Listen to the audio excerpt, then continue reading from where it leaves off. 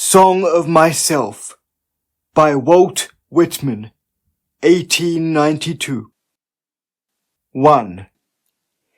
I celebrate myself and sing myself, and what I assume, you shall assume. For every atom belonging to me, as good belongs to you. I loaf and invite my soul. I lean and loaf at my ease, observing a spear of summer grass. My tongue, every atom of my blood, formed from this soil, this air, born here of parents born here from parents the same, and their parents the same. I, now 37 years old, in perfect health, begin, hoping to cease not till death. Creeds and schools in abeyance, retiring back a while, suffice at what they are, but never forgotten. I harbour for good or bad. I permit to speak at every hazard nature without check, with original energy. 2. Houses and rooms are full of perfumes. The shelves are crowded with perfumes. I breathe the fragrance myself, and know it, and like it. The distillation would intoxicate me also, but I shall not let it. The atmosphere is not a perfume. It has no taste of the distillation. It is odorless. It is for my mouth forever. I am in love with it. I will go to the bank by the wood and become undisguised and naked. I am mad for it to be in contact with me. The smoke of my own breath, echoes, ripples, buzzed whispers, love root, silk thread, crutch, and vine. My respiration and inspiration. The beating of my heart, the passing of blood and air through my lungs, the sniff of green leaves and dry leaves, and of the shore and dark-coloured sea rocks, and of hay in the barn. The sound of the belched words of my voice, loosed to the eddies of the wind. A few light kisses, a few embraces, a reaching around of arms, the play of shine and shade on the trees as the supple boughs wag, the delight alone, or in the rush of the streets, or along the fields and hillsides, the feeling of health, the full noon trill, the song of me rising from bed and meeting the sun. Have you reckoned 1,000 acres much? Have you reckoned the earth much? Have you practiced so long to learn to read? Have you felt so proud to get at the meaning of poems? Stop this day and night with me, and you shall possess the origin of all poems. You shall possess the good of the earth and sun. There are millions of suns left. You shall no longer take things at second or third hand, nor look through the eyes of the dead, nor feed on the spectres in books. You shall not look through my eyes either, nor take things from me. You shall listen to all sides, and filter them from yourself. 3. I have heard what the talkers were talking, the talk of the beginning and the end. But I do not talk of the beginning or the end. There was never any more inception than there is now, nor any more youth or age than there is now, and will never be any more perfection than there is now, nor any more heaven or hell than there is now. Urge and urge and urge, always the procreant urge of the world. Out of the dimness opposite, equals advance. Always substance and increase, always sex, always a knit of identity, always distinction, always a breed of life. To elaborate is no avail. Learned and unlearned feel that it is so. Sure as the most certain shore, plumb in the uprights, well entreated, braced in the beams, stout as a horse, affectionate, haughty, electrical, I and this mystery, here we stand. Clear and sweet is my soul, and clear and sweet is all that is not my soul. Lack one lacks both, and the unseen is proved by the seen, till that becomes unseen and receives proof in its turn. Showing the best and dividing it from the worst age, vexes age. Knowing the perfect fitness and equanimity of things, while they discuss, I am silent, and go bathe and admire myself. Welcome is every organ and attribute of me, and of any man hearty and clean. Not an inch nor a particle of an inch is vile, and none shall be less familiar than the rest. I am satisfied. I see, dance, laugh, sing. As the hugging and loving bedfellow sleeps at my side through the night, and withdraws at the peep of the day with stealthy tread, leaving me baskets covered with white towels, swelling the house with their plenty, shall I postpone my acceptation and realization, and scream at my eyes that they turn from gazing after and down the road, and forthwith cipher and show me to a cent exactly the value of one, and exactly the value of two, and which is ahead? 4. Trippers and askers surround me. People I meet, the effect upon me of my early life, or the ward and city I live in, or the nation, the latest dates, discoveries, inventions, societies, authors old and new, my dinner, dress, associates, looks, compliments, dues, the real or fancied indifference of some man or woman I love, the sickness of one of my folks or of myself, or ill-doing, or loss, or lack of money, or depressions or exaltations, battles, the horrors of fratricidal war, the fever of doubtful news, the fitful events. These come to me days and nights, and go from me again. But they are not the me myself. Apart from the pulling and hauling, stands what I am, stands amused, complacent, compassionating, idle, unitary, looks down, is erect, or bends an arm on an impalpable certain rest, looking with side-curved head, curious what will come next, both in and out of the game, and watching and wondering at it. Backward I see in my own days, where I sweated through fog with linguists and contenders. I have no mockings or arguments. I witness and wait. 5. I believe in you, my soul. The other I am must not abase itself to you, and you must not be abased to the other. Loaf with me on the grass, loose the stop from your throat. Not words, not music or rhyme I want, not custom or lecture, not even the best. Only the lull I like, the hum of your velvet voice.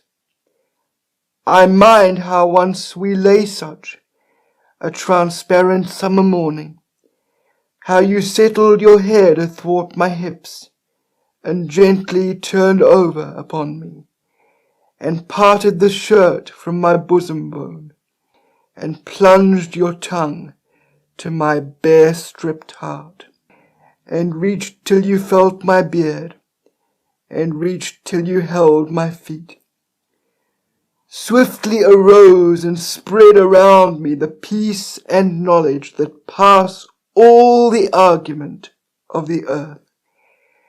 And I know that the hand of God is the promise of my own, and I know that the Spirit of God is the brother of my own, and that all the men ever born are also my brothers, and the women my sisters and lovers, and that a keelson of the creation is love, and limitless are leaves stiff or drooping in the fields, and brown ants in the little wells beneath them, and mossy scabs of the worm fence, heaped stones, elder, mullein, and pokeweed.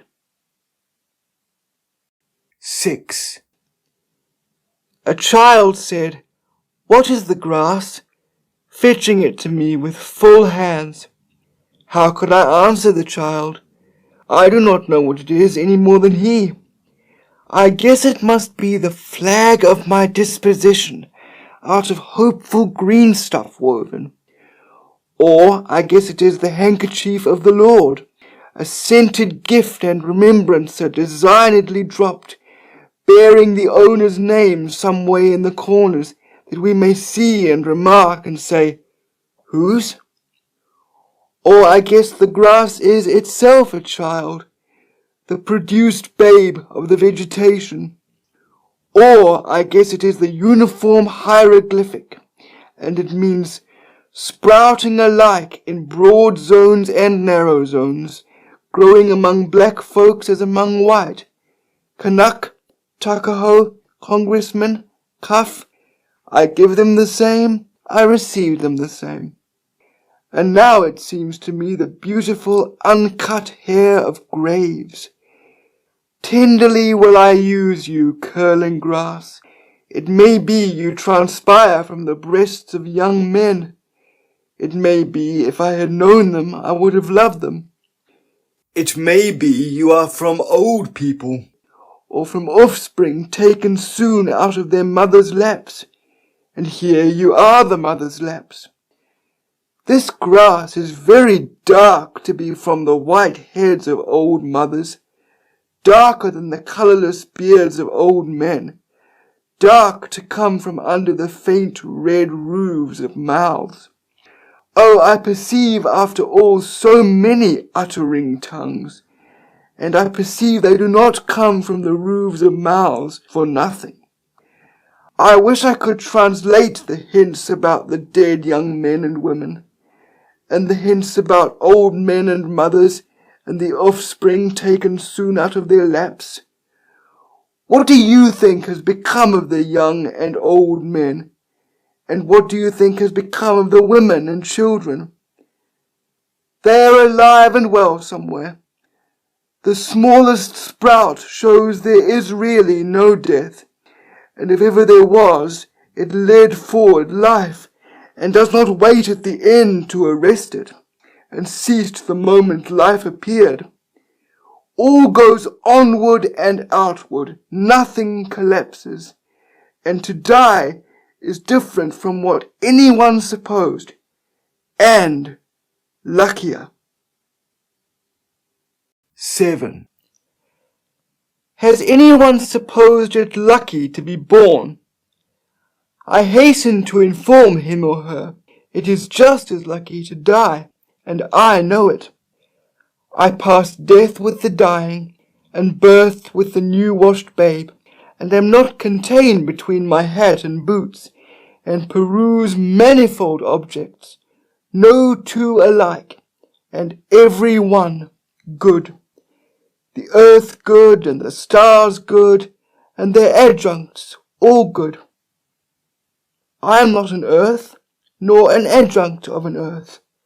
I am the mate and companion of people, all just as immortal and fathomless as myself. They do not know how immortal, but I know. Every kind for itself and its own, for me, mine, male and female. For me, those that have been boys and that love women, For me, the man that is proud and feels how it stings to be slighted. For me, the sweetheart and the old maid. For me, mothers and the mothers of mothers. For me, lips that have smiled, eyes that have shed tears. For me, children and the begetters of children. Undrape. You are not guilty to me, nor stale nor discarded. I see through the broadcloth and gingham whether or no, and am around, tenacious, acquisitive, tireless, and cannot be shaken away. 8. The little one sleeps in its cradle. I lift the gauze and look a long time, and silently brush away flies with my hand. The youngster and the red-faced girl turn aside up the bushy hill. I peeringly view them from the top. The suicide sprawls on the bloody floor of the bedroom. I witness the corpse with its dabbled hair. I note where the pistol has fallen.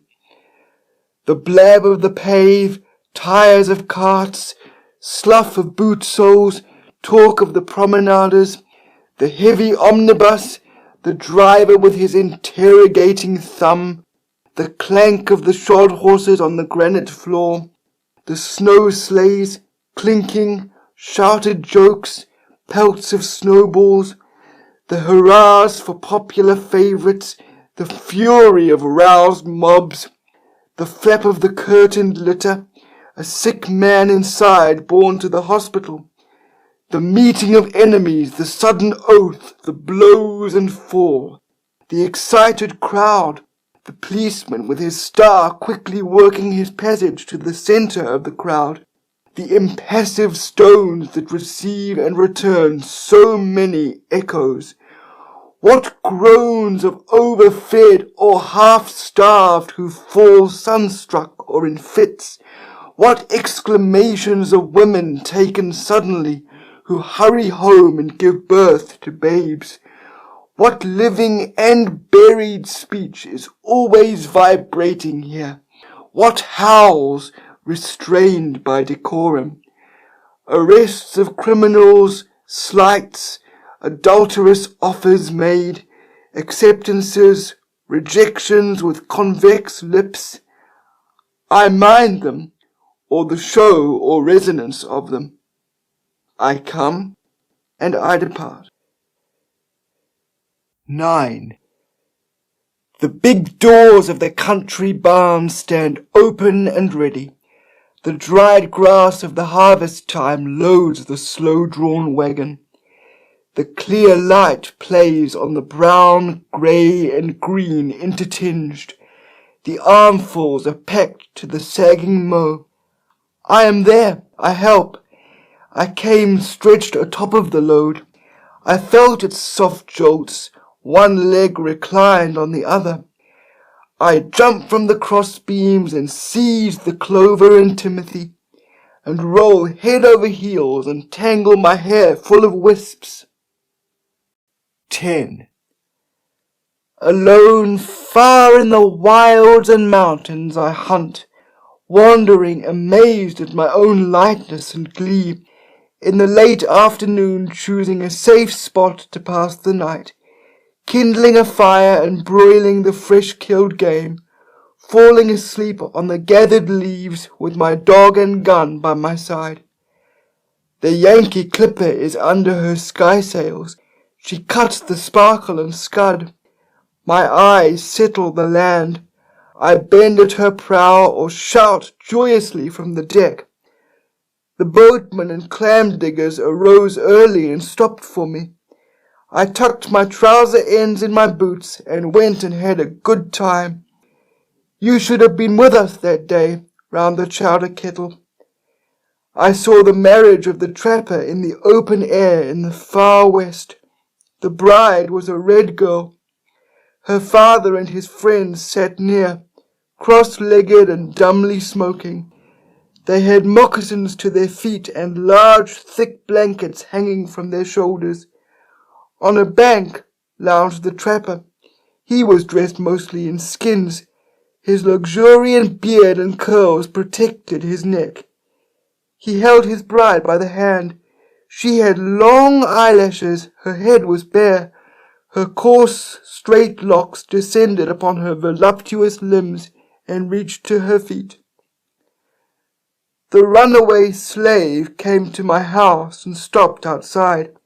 I heard his motions, crackling the twigs of the woodpile. Through the swung half-door of the kitchen I saw him, limpsy and weak, and went where he sat on a log and led him in and assured him, and brought water and filled a tub for his sweated body and bruised feet, and gave him a room that entered from my own, and gave him some coarse, clean clothes, and remember perfectly well his revolving eyes and his awkwardness, and remember putting plasters on the galls of his neck and ankles. He stayed with me a week before he was recuperated and passed north. I had him sit next me at table. My firelock leaned in the corner. 11. 28 young men bathed by the shore. 28 young men, and all so friendly. 28 years of womanly life, and all so lonesome. She owns the fine house by the rise of the bank. She hides, handsome and richly dressed, aft the blinds of the window. Which of the young men does she like the best? Ah, the homeliest of them is beautiful to her. Where are you off to, lady? For I see you. You splash in the water there, yet stay stock still in your room. Dancing and laughing along the beach came the 29th bather. The rest did not see her, but she saw them and loved them. The beards of the young men glistened with wet. It ran from their long hair. Little streams passed all over their bodies. An unseen hand also passed over their bodies. It descended tremblingly from their temples and ribs. The young men float on their backs, their white bellies bulge to the sun. They do not ask who seizes fast to them.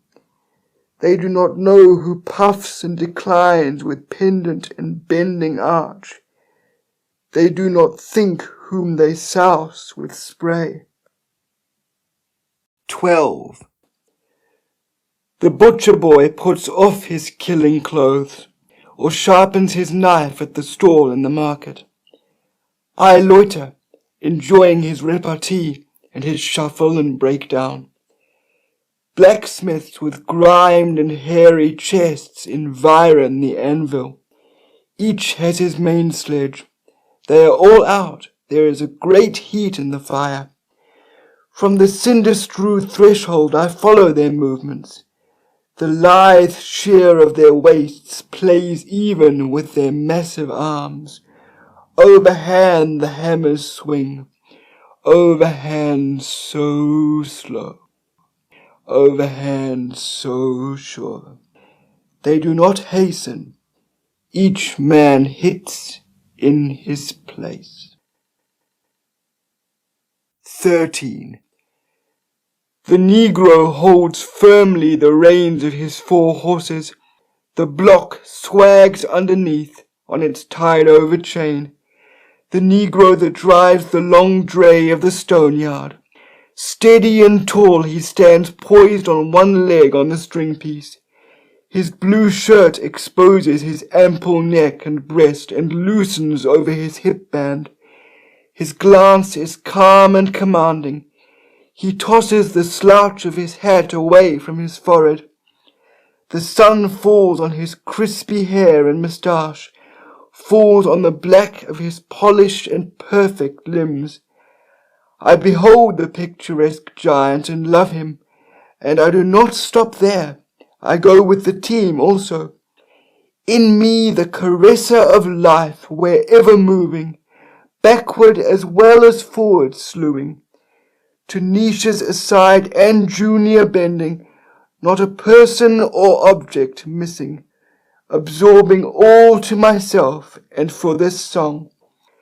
Oxen that rattle the yoke and chain, or halt in the leafy shade, what is that you express in your eyes? It seems to me more than all the print I have read in my life. My tread scares the wood drake and wood duck on my distant and day-long ramble.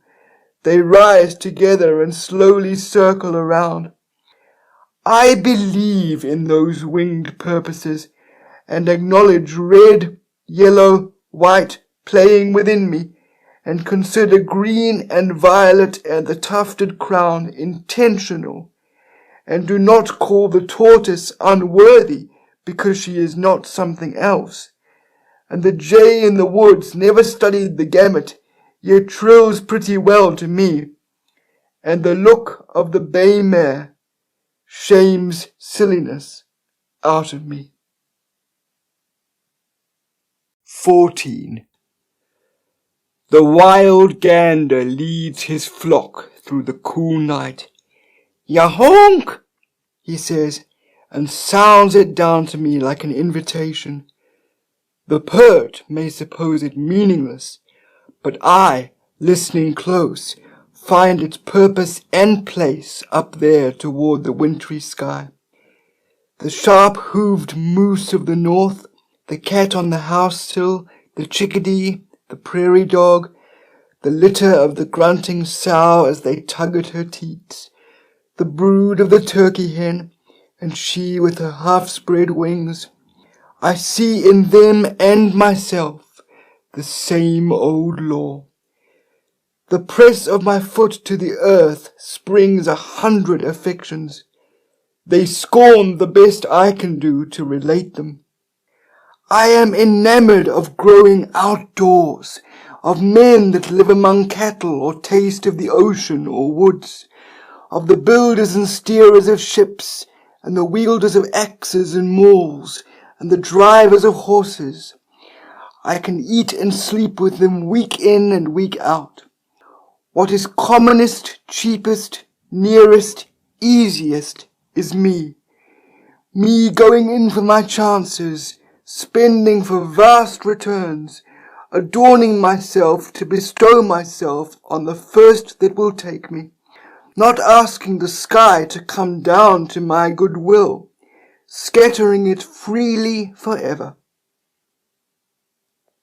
15. The pure contralto sings in the organ loft. The carpenter dresses his plank. The tongue of his foreplane whistles its wild ascending lisp. The married and unmarried children ride home to their Thanksgiving dinner. The pilot seizes the kingpin. He heaves down with a strong arm. The mate stands braced in the whaleboat. Lance and harpoon are ready. The duck shooter walks by silent and cautious stretches. The deacons are ordained with crossed hands at the altar. The spinning girl retreats and advances to the hum of the big wheel. The farmer stops by the bars as he walks on a first-day loaf and looks at the oats and rye. The lunatic is carried at last to the asylum, a confirmed case. He will never sleep any more as he did in the cot in his mother's bedroom. The jur printer with grey head and gaunt jaws works at his case. He turns his quid of tobacco while his eyes blur with the manuscript. The malformed limbs are tied to the surgeon's table. What is removed drops horribly in a pail. The quadroon girl is sold at the auction stand. The drunkard nods by the barroom stove. The machinist rolls up his sleeves. The policeman travels his beat. The gatekeeper marks who pass. The young fellow drives the express wagon. I love him, though I do not know him. The half-breed straps on his light boots to compete in the race. The western turkey shooting draws old and young. Some lean on their rifles, some sit on logs. Out from the crowd steps the marksman, takes his position, levels his piece. The groups of newly come immigrants cover the wharf or levee. As the woolly pates hoe in the sugar field, the overseer views them from his saddle. The bugle calls in the ballroom. The gentlemen run for their partners. The dancers bow to each other. The youth lies awake in the cedar-roofed garret and harks to the musical rain. The wolverine sets traps on the creek that helps fill the Huron. The squaw, wrapped in her yellow-hemmed cloth, is offering moccasins and bead bags for sale. The connoisseur peers along the exhibition gallery with half-shut eyes bent sideways. As the deckhands make fast the steamboat, the plank is thrown for the shore-going passengers. The young sister holds out the skein while the elder sister winds it off in a ball and stops now and then for the knots. The 1-year wife is recovering and happy, having a week ago borne her first child. The clean-haired Yankee girl works with her sewing machine, or in the factory or mill. The paving man leans on his two-handed rammer. The reporter's lead flies swiftly over the notebook. The sign painter is lettering with blue and gold. The canal boy trots on the towpath. The bookkeeper counts at his desk. The shoemaker waxes his thread. The conductor beats time for the band, and all the performers follow him. The child is baptized. The convert is making his first professions. The regatta is spread on the bay. The race is begun. How the white sails sparkle! The drover, watching his drove, sings out to them that would stray. The peddler sweats with his pack on his back. The purchaser higgling about the odd cent. The bride unrumples her white dress. The minute hand of the clock moves slowly. The opium eater reclines with rigid head and just opened lips. The prostitute draggles her shawl. Her bonnet bobs on her tipsy and pimpled neck. The crowd laugh at her blackguard oaths. The men jeer and wink to each other. Miserable, I do not laugh at your oaths, nor jeer you. The president, holding a cabinet council, is surrounded by the great secretaries. On the piazza walk 3 matrons, stately and friendly, with twined arms. The crew of the fish smack pack repeated layers of halibut in the hold. The Missourian crosses the plains, toting his wares and his cattle. As the fare collector goes through the train, he gives notice by the jingling of loose change. The floormen are laying the floor, the tinners are tinning the roof, the masons are calling for mortar. In single file, each shouldering his hod, pass onward the labourers. Seasons pursuing each other, the indescribable crowd is gathered. It is the 4th of the 7th month. What salutes of cannon and small arms! Seasons pursuing each other, the plougher ploughs, the mower mows, and the winter grain falls in the ground. Off on the lakes, the pike fisher watches and waits by the hole in the frozen surface. The stumps stand thick round the clearing. The squatter strikes deep with his axe. Flatboatmen make fast towards dusk near the cottonwood or pecan trees. Coon-seekers go through the regions of the Red River, or through those drained by the Tennessee, or through those of the Arkansas. Torches shine in the dark that hangs on the Chattahoochee or Altamaha. Patriarchs sit at supper with sons and grandsons and great-grandsons around them. In walls of adobe, in canvas tents, rest hunters and trappers after their day's sport. The city sleeps, and the country sleeps. The living sleep for their time, the dead sleep for their time. The old husband sleeps by his wife, and the young husband sleeps by his wife. And these tend inward to me, and I tend outward to them. And such as it is to be of these, more or less I am, and of these, one and all, I weave the song of myself. 16. I am of old and young, of the foolish as much as the wise, regardless of others, ever regardful of others, maternal as well as paternal, a child as well as a man, stuffed with the stuff that is coarse, and stuffed with the stuff that is fine, one of the nation of many nations, the smallest the same, and the largest the same, a southerner soon as a northerner, a planter nonchalant and hospitable down by the Oconee I live, a Yankee bound my own way ready for trade, my joints the limberest joints on earth, and the sternest joints on earth, a Kentuckian walking the vale of the Elkhorn in my deerskin leggings, a Louisianian or Georgian, a boatman over lakes or bays or along coasts, a Hoosier, Badger, Buckeye,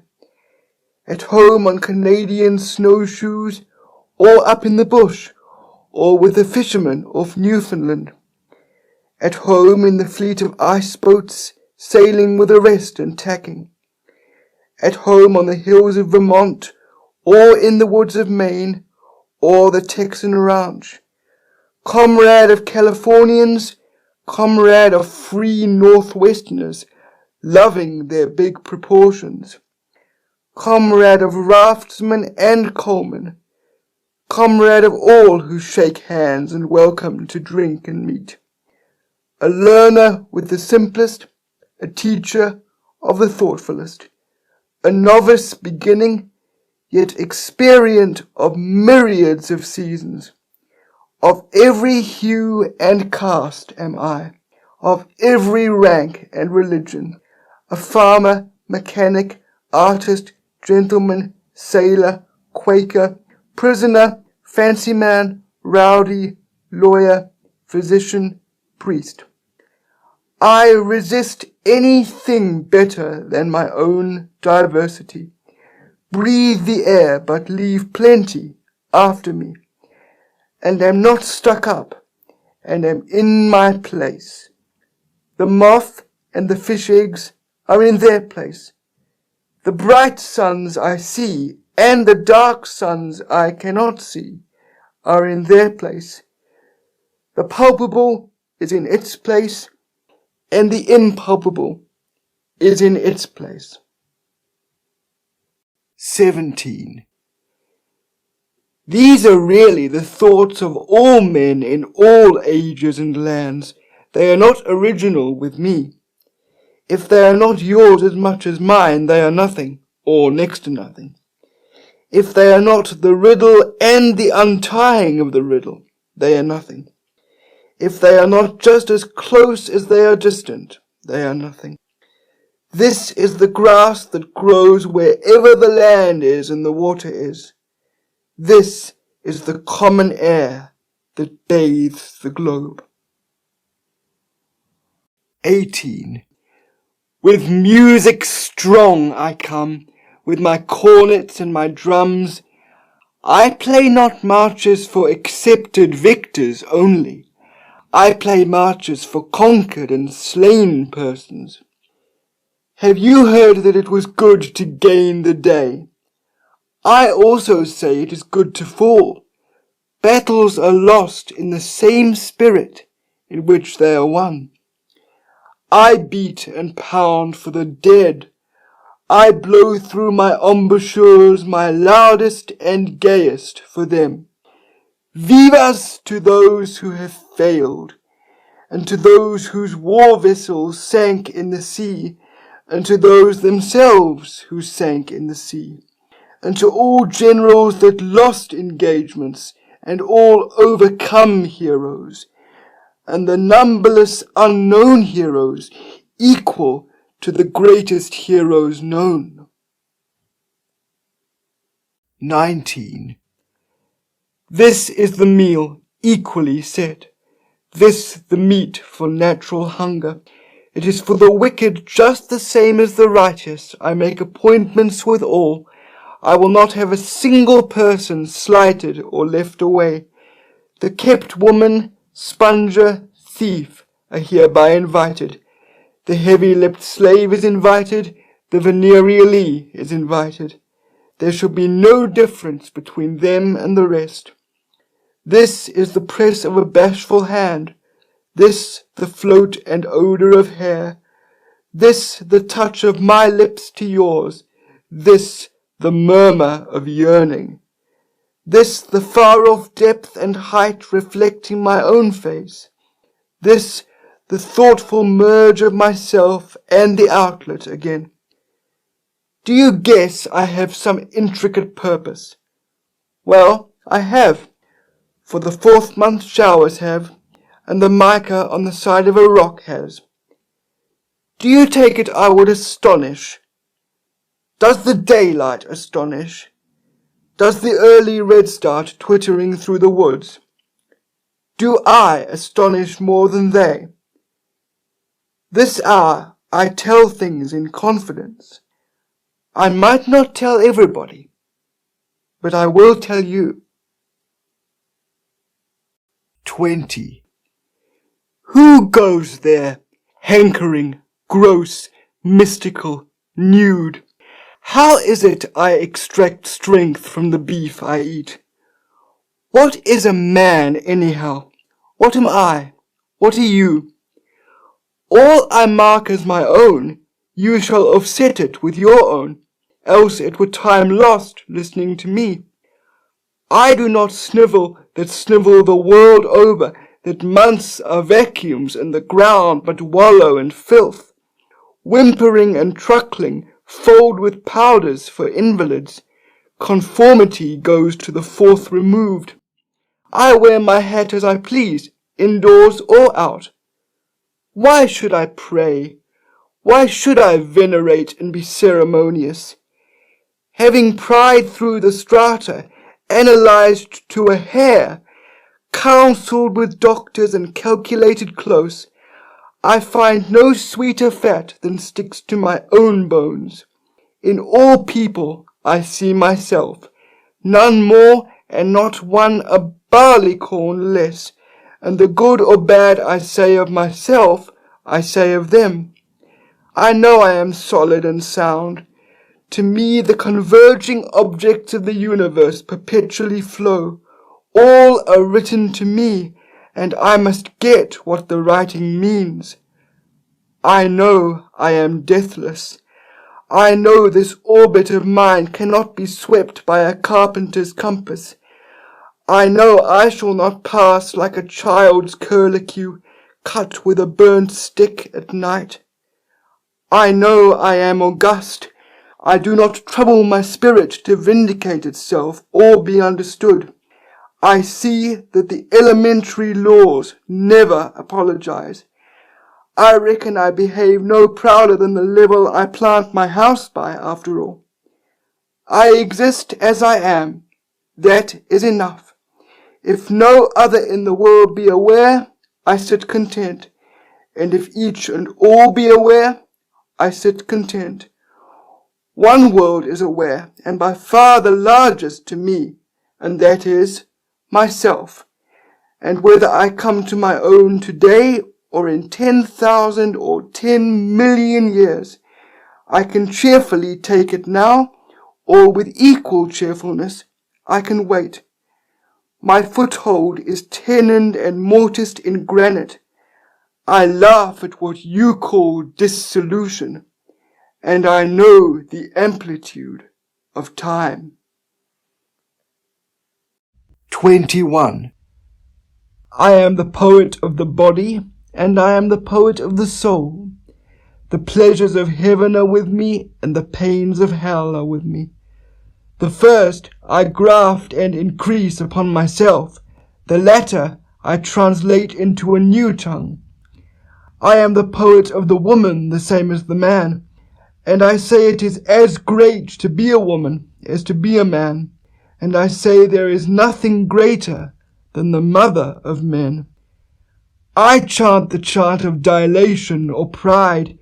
We have had ducking and deprecating about enough. I show that size is only development. Have you outstripped the rest? Are you the president? It is a trifle. They will more than arrive there, every one, and still pass on.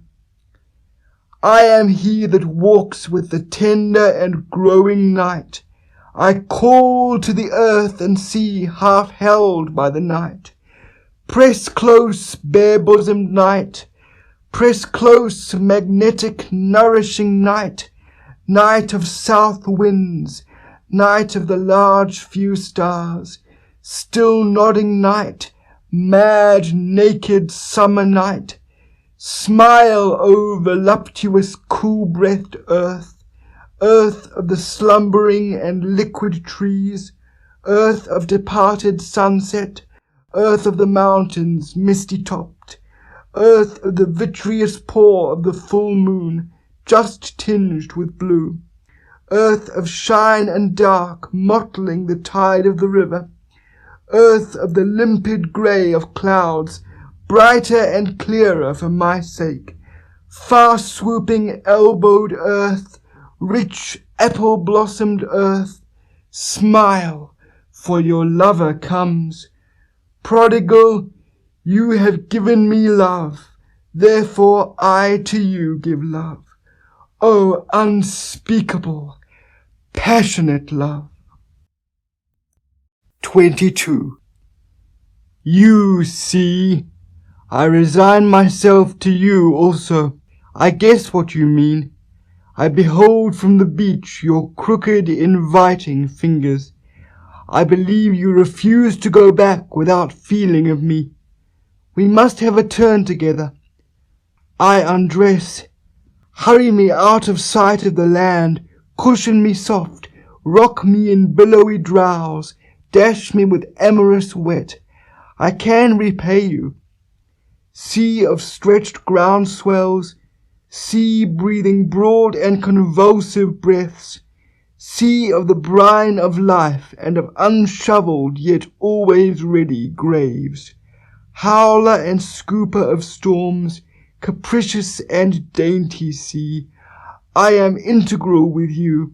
I too am of one phase and of all phases, partaker of influx and efflux I, extoller of hate and conciliation, extoller of armies and those that sleep in each other's arms.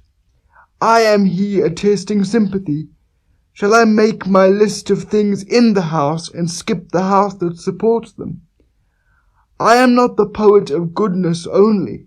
I do not decline to be the poet of wickedness also.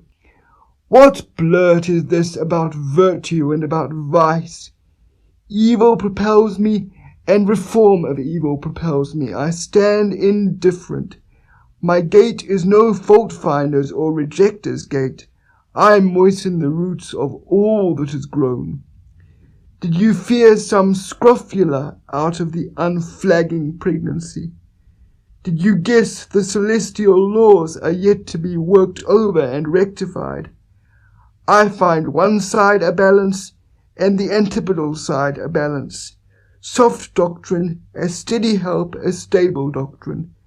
Thoughts and deeds of the present, our rouse and early start.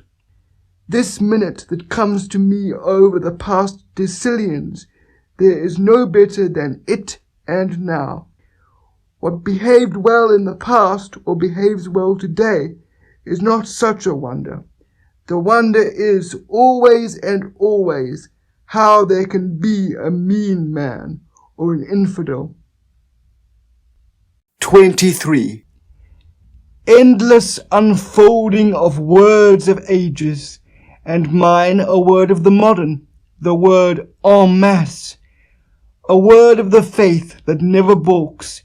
Here or henceforward it is all the same to me. I accept time absolutely. It alone is without flaw. It alone rounds and completes all. That mystic baffling wonder alone completes all. I accept reality and dare not question it. Materialism first and last imbuing. Hurrah for positive science! Long live exact demonstration! Fetch stonecrop mixed with cedar and branches of lilac. This is the lexicographer, this the chemist, this made a grammar of the old cartouches. These mariners put the ship through dangerous unknown seas. This is the geologist, this works with a scalpel, and this is a mathematician. Gentlemen, to you the first honours always. Your facts are useful, and yet they are not my dwelling. I but enter by them to an area of my dwelling. Less the reminders of properties told, my words, and more the reminders they of life untold, and of freedom and extrication, and make short account of neuters and geldings, and favour men and women fully equipped, and beat the gong of revolt, and stop with fugitives and them that plot and conspire. 24. Walt Whitman, a cosmos, of Manhattan the sun, turbulent, fleshy, sensual, eating, drinking, and breeding. No sentimentalist, no stander above men and women, or apart from them, no more modest than immodest. Unscrew the locks from the doors, unscrew the doors themselves from their jambs. Whoever degrades another degrades me, and whatever is done or said returns at last to me. Through me the afflatus surging and surging, through me the current and index. I speak the password primeval, I give the sign of democracy. By God, I will accept nothing which all cannot have their counterpart of on the same terms. Through me, many long dumb voices, voices of the interminable generations of prisoners and slaves, voices of the diseased and despairing, and of thieves and dwarves, voices of cycles of preparation and accretion, and of the threads that connect the stars, and of wombs, and of the father stuff, and of the rights of them the others are down upon, of the deformed, trivial, flat, foolish, despised, fog in the air, beetles rolling balls of dung.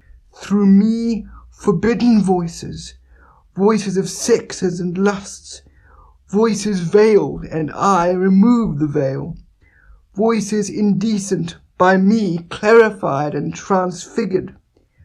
I do not press my fingers across my mouth.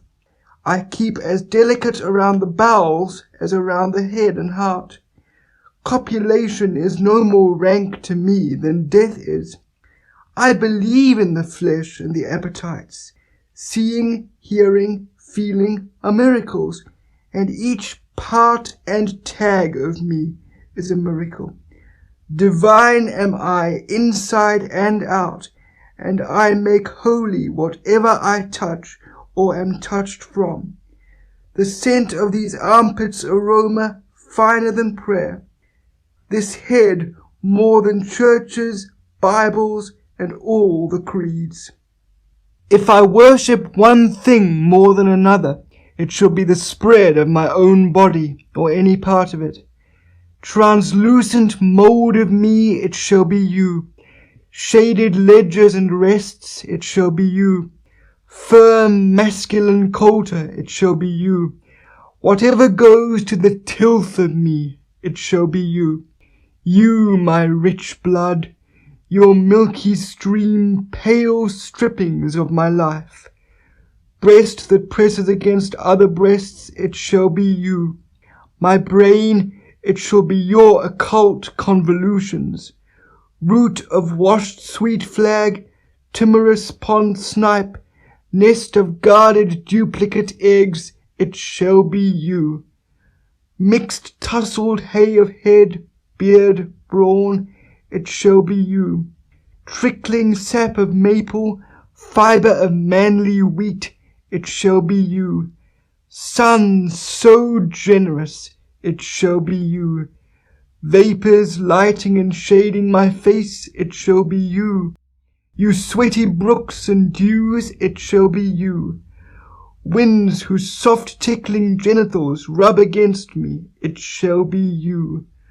Broad muscular fields, branches of live oak, loving lounger in my winding paths, it shall be you. Hands I have taken, face I have kissed, mortal I have ever touched, it shall be you. I dote on myself.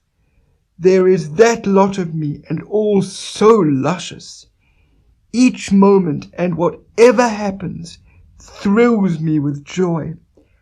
I cannot tell how my ankles bend, nor whence the cause of my faintest wish, nor the cause of the friendship I emit, nor the cause of the friendship I take again. That I walk up my stoop, I pause to consider if it really be. A morning glory at my window satisfies me more than the metaphysics of books. To behold the daybreak. The little light fades the immense and diaphanous shadows. The air tastes good to my palate. Hefts of the moving world at innocent gambols, silently rising, freshly exuding, scooting obliquely high and low. Something I cannot see puts upward libidinous prongs. Seas of bright juice suffuse heaven. The earth by the sky stayed with, the daily close of their junction. The heaved challenge from the east that moment over my head, the mocking taunt. See then whether you shall be master. 25. Dazzling and tremendous, how quick the sunrise would kill me if I could not now and always send sunrise out of me. We also ascend, dazzling and tremendous as the sun. We found our own, O my soul, in the calm and cool of the daybreak. My voice goes after what my eyes cannot reach. With the twirl of my tongue I encompass worlds and volumes of worlds. Speech is the twin of my vision. It is unequal to measure itself. It provokes me forever. It says sarcastically, Walt, you contain enough. Why don't you let it out then? Come now, I will not be tantalized. You conceive too much of articulation. Do you not know, O speech, how the buds beneath you are folded, waiting in gloom, protected by frost, the dirt receding before my prophetical screams, I underlying causes to balance them at last, my knowledge, my life parts, it keeping tally with the meaning of all things, happiness, which whoever hears me, let him or her set out in search of this day. My final merit I refuse you. I refuse putting from me what I really am. Encompass worlds, but never try to encompass me. I crowd your sleekest and best by simply looking toward you. Writing and talk do not prove me. I carry the plenum of proof and everything else in my face. With the hush of my lips, I wholly confound the skeptic. 26. Now I will do nothing but listen, to accrue what I hear into this song, to let sounds contribute toward it. I hear bravures of birds, bustle of growing wheat, gossip of flames, clack of sticks cooking my meals. I hear the sound I love, the sound of the human voice. I hear all sounds running together, combined, fused or following. Sounds of the city and sounds out of the city, sounds of the day and night.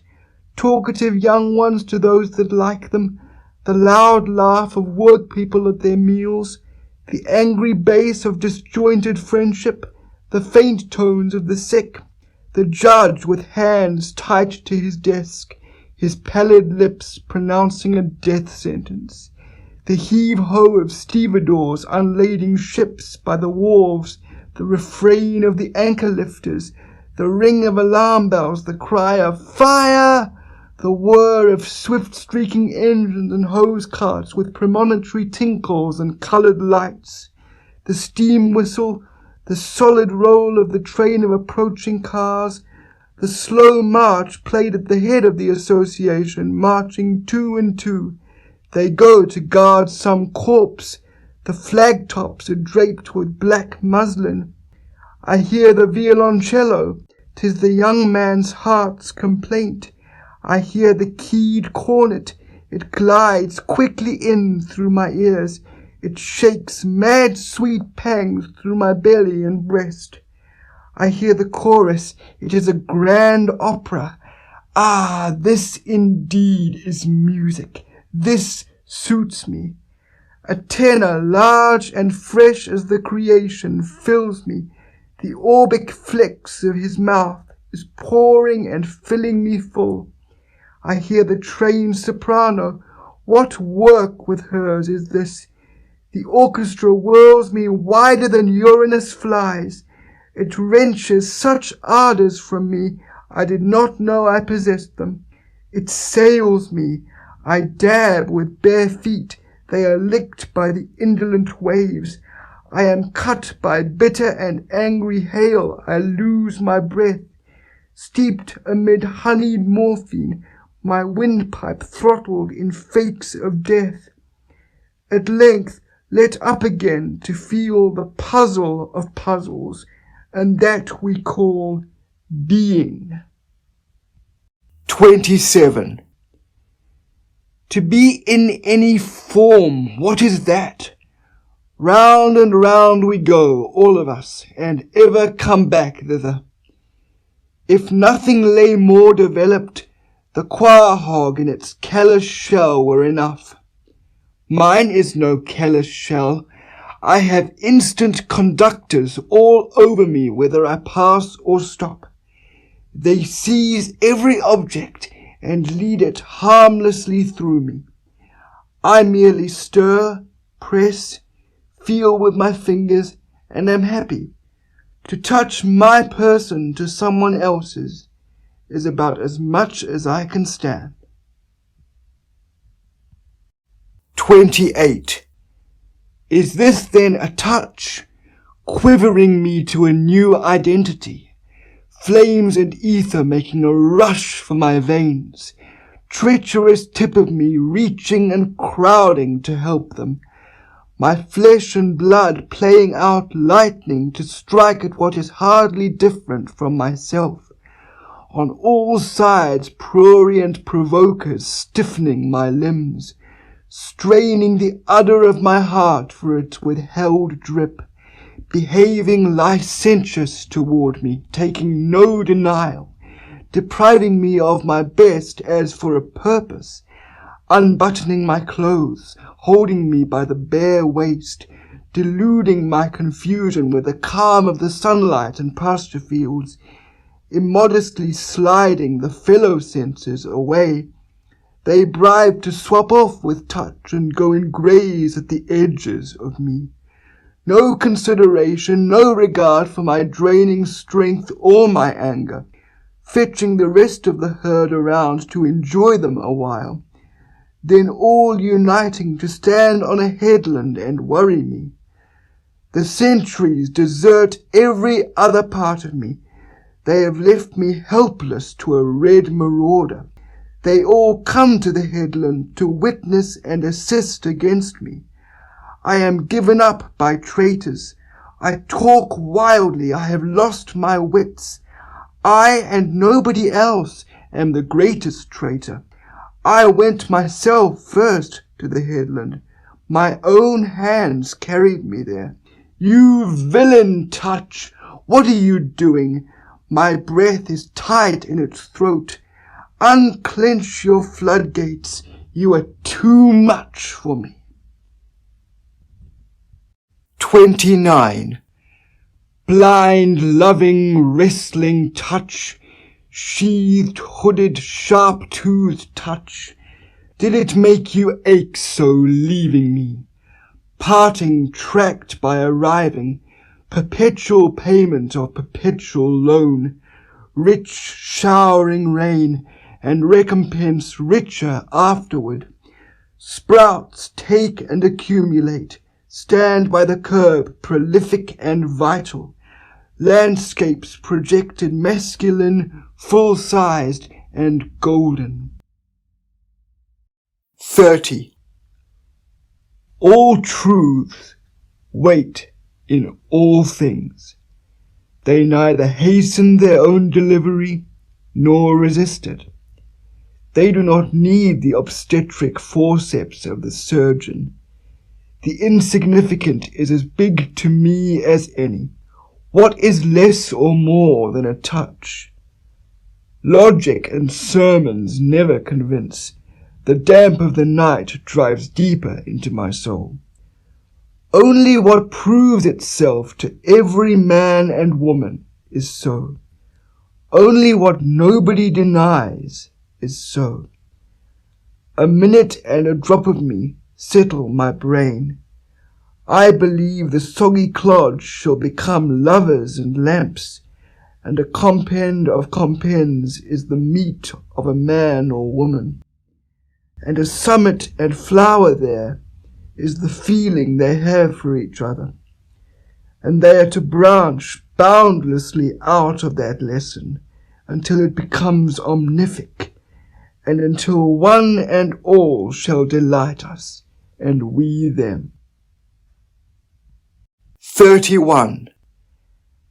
I believe a leaf of grass is no less than the journey work of the stars, and the pismire is equally perfect, and a grain of sand, and the egg of the wren, and the tree-toad is a chef-d'oeuvre for the highest, and the running blackberry would adorn the parlours of heaven, and the narrowest hinge in my hand puts to scorn all machinery, and the cow crunching with depressed head surpasses any statue, and a mouse is miracle enough to stagger sextillions of infidels. I find I incorporate gneiss, coal, long-threaded moss, fruits, grains, esculent roots, and am stuccoed with quadrupeds and birds all over, and have distanced what is behind me for good reasons, but call anything back again when I desire it. In vain the speeding or shyness, in vain the plutonic rocks send their old heat against my approach. In vain the mastodon retreats beneath its own powdered bones. In vain objects stand leagues off and assume manifold shapes. In vain the ocean settling in hollows and the great monsters lying low. In vain the buzzard houses herself with the sky. In vain the snake slides through the creepers and logs. In vain the elk takes to the inner passes of the woods. In vain the razor-billed auk sails far north to Labrador. I follow quickly. I ascend to the nest in the fissure of the cliff. 32. I think I could turn and live with animals. They are so placid and self-contained. I stand and look at them long and long. They do not sweat and whine about their condition. They do not lie awake in the dark and weep for their sins. They do not make me sick discussing their duty to God. Not one is dissatisfied. Not one is demented with the mania of owning things. Not one kneels to another, nor to his kind that lived thousands of years ago. Not one is respectable or unhappy over the whole earth. So they show their relations to me, and I accept them. They bring me tokens of myself. They evince them plainly in their possession. I wonder where they get those tokens. Did I pass that way huge times ago and negligently drop them? Myself moving forward then and now and forever, gathering and showing more always and with velocity, infinite and omnigenous, and the like of these among them, not too exclusive toward the reaches of my remembrances, picking out here one that I love, and now go with him on brotherly terms, a gigantic beauty of a stallion, fresh and responsive to my caresses, head high in the forehead, wide between the ears, limbs glossy and supple, tail dusting the ground, eyes full of sparkling wickedness, ears finely cut, flexibly moving. His nostrils dilate as my heels embrace him. His well-built limbs tremble with pleasure as we race around and return. I but use you a minute, then I resign you, stallion. Why do I need your paces when I myself out-gallop them, even as I stand or sit, passing faster than you? 33. Space and time. Now I see it is true what I guessed at, what I guessed when I loafed on the grass, what I guessed while I lay alone in my bed, and again as I walked the beach under the paling stars of the morning. My ties and ballasts leave me, my elbows rest in sea gaps. I skirt sierras, my palms cover continents. I am afoot with my vision. By the city's quadrangular houses, in log huts camping with lumbermen, along the ruts of the turnpike, along the dry gulch and rivulet bed, weeding my onion patch or hoeing rows of carrots and parsnips, crossing savannas, trailing in forests, prospecting, gold-digging, girdling the trees of a new purchase, scorched ankle-deep by the hot sand, hauling my boat down the shallow river, where the panther walks to and fro on a limb overhead, where the buck turns furiously at the hunter, where the rattlesnake suns his flabby length on a rock, where the otter is feeding on fish, where the alligator in his tough pimples sleeps by the bayou, where the black bear is searching for roots or honey,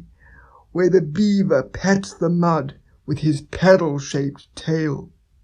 Over the growing sugar, over the yellow-flowered cotton plant, over the rice in its low, moist field, over the sharp-peaked farmhouse with its scalloped scum and slender shoots from the gutters, over the western persimmon, over the long-leaved corn, over the delicate blue flower flax, over the white and brown buckwheat, a hummer and buzzer there with the rest, over the dusky green of the rye as it ripples and shades in the breeze, scaling mountains, pulling myself cautiously up, holding on by low scragged limbs, walking the path worn in the grass and beat through the leaves of the brush, where the quail is whistling betwixt the woods and the wheat lot, where the bat flies in the 7th-month eve,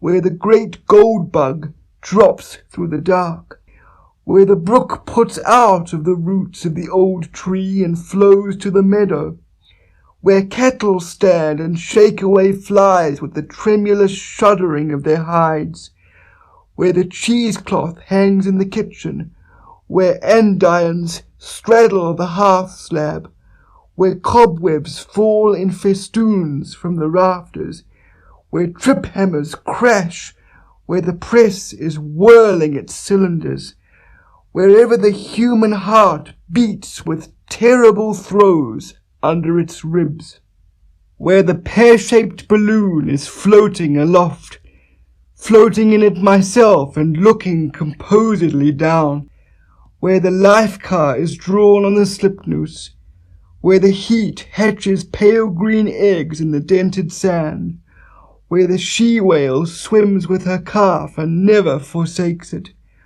where the steamship trails hindways its long pennant of smoke, where the fin of the shark cuts like a black chip out of the water, where the half-burned brig is riding on unknown currents, where shells grow to her slimy deck, where the dead are corrupting below, where the dense-starred flag is borne at the head of the regiments, approaching Manhattan up by the long-stretching island, under Niagara, the cataract falling like a veil over my countenance, upon a doorstep, upon the horse-block of hard wood outside, upon the race-course, or enjoying picnics or jigs or a good game of baseball, at he-festivals with blackguard jibes, ironical license, bull dances, drinking, laughter,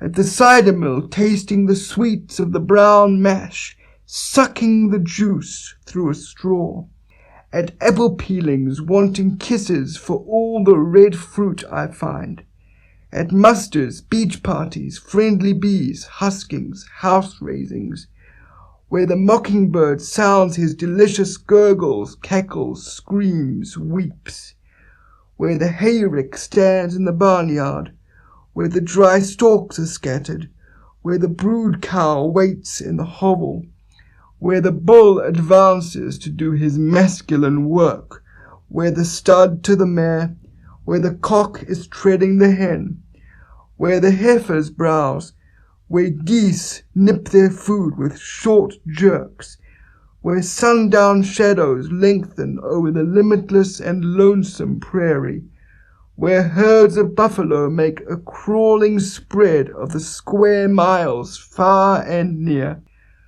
where the hummingbird shimmers, where the neck of the long-lived swan is curving and winding, where the laughing gull scoots by the shore, where she laughs her near-human laugh, where beehives range on a grey bench in the garden half hid by high weeds, where band-necked partridges roost in a ring on the ground with their heads out, where burial coaches enter the arched gates of a cemetery, where winter wolves bark amid wastes of snow and icicled trees, where the yellow-crowned heron comes to the edge of the marsh at night and feeds upon small crabs, where the splash of swimmers and divers cools the warm noon, where the katydid works her chromatic reed on the walnut tree over the well,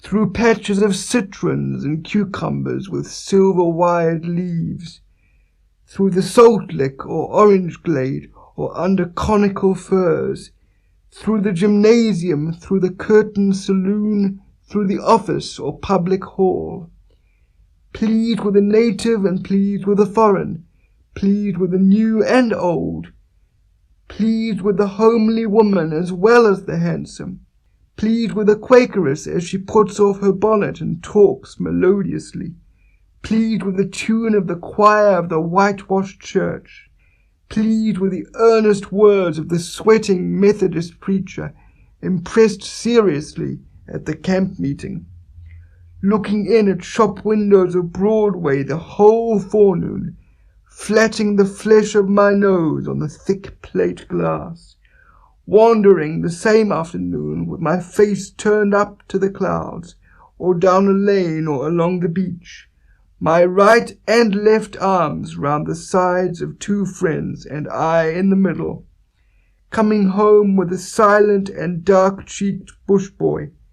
Behind me he rides at the drape of the day, far from the settlements, studying the print of animals' feet or the moccasin print, by the cot in the hospital reaching lemonade to a feverish patient, nigh the coffined corpse when all is still, examining with a candle, voyaging to every port to dicker and adventure, hurrying with a modern crowd as eager and fickle as any, hot toward one I hate, ready in my madness to knife him.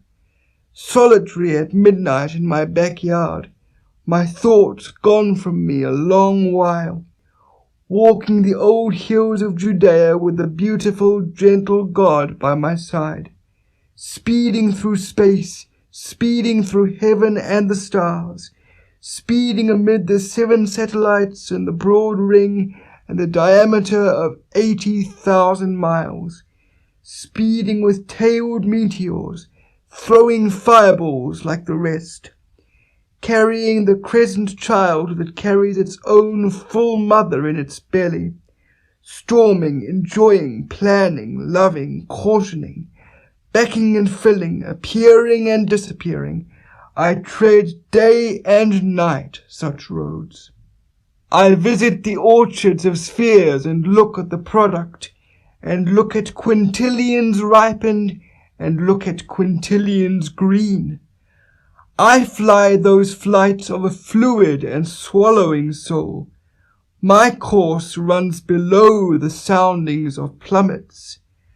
I help myself to material and immaterial. No guard can shut me off. No law prevent me.